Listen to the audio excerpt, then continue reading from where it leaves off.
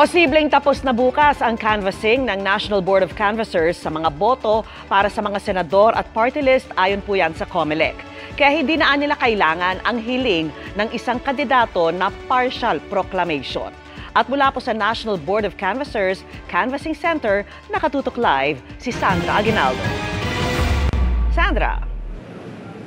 Yes, Vicky, nagpapatuloy nga ngayon ang canvassing na ginagawa ng National Board of Canvassers. At sa ngayon, Vicky, ay 147 na certificates of canvass ang kanilang nabilang. Medyo malapit-lapit na po yan doon sa kabuang bilang ng 175 na COC na kailangan bilangin.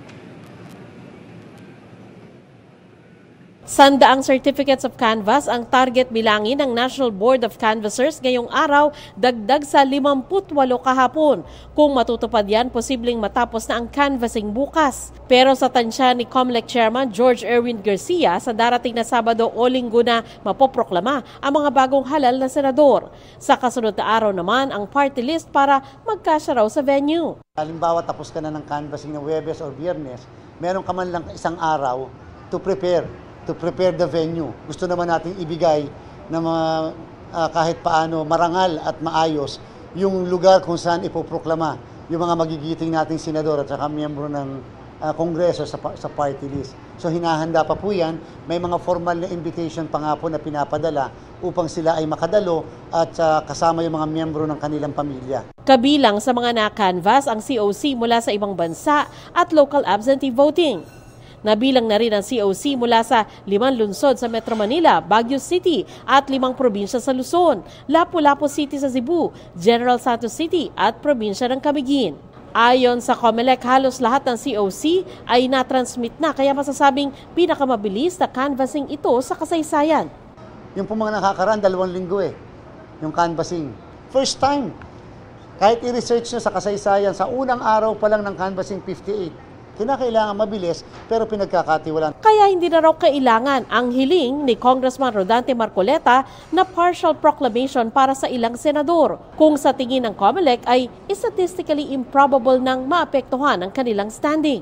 Kasalukuyang number 6 sa unofficial count sa senatorial race si Marcoleta.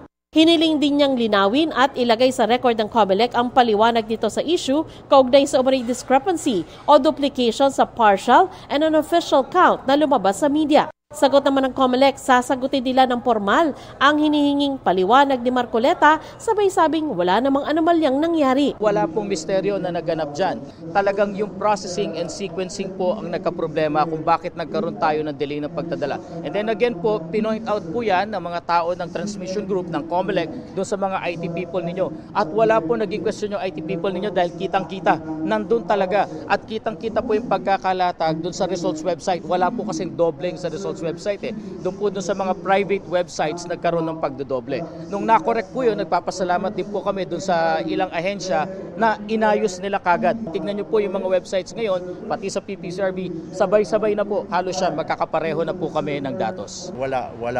At ang tangi lang lagi namin sinasabi, and even in the past, ang kadayan ay nangyayari doon sa mga natitira pa ring mga human interventions. Yes, Vicky, dapat ngayong araw na ito ay inaasahan natin na maglalabas ng partial and official result ang NBOC. Pero sa ngayon ay sinabihan tayo na maaaring hindi yan matuloy dahil ongoing pa raw ang audit at ang pinapaliwanag po ng spokesperson ng COMELEC na si Director Laudianco ay ito po ay dumadaan pa sa matinding verification at kailangan daw po nilang mag-ingat sa pagproseso ng mga numero. Vicky? Maraming salamat sa iyo, Sandra Aguinaldo.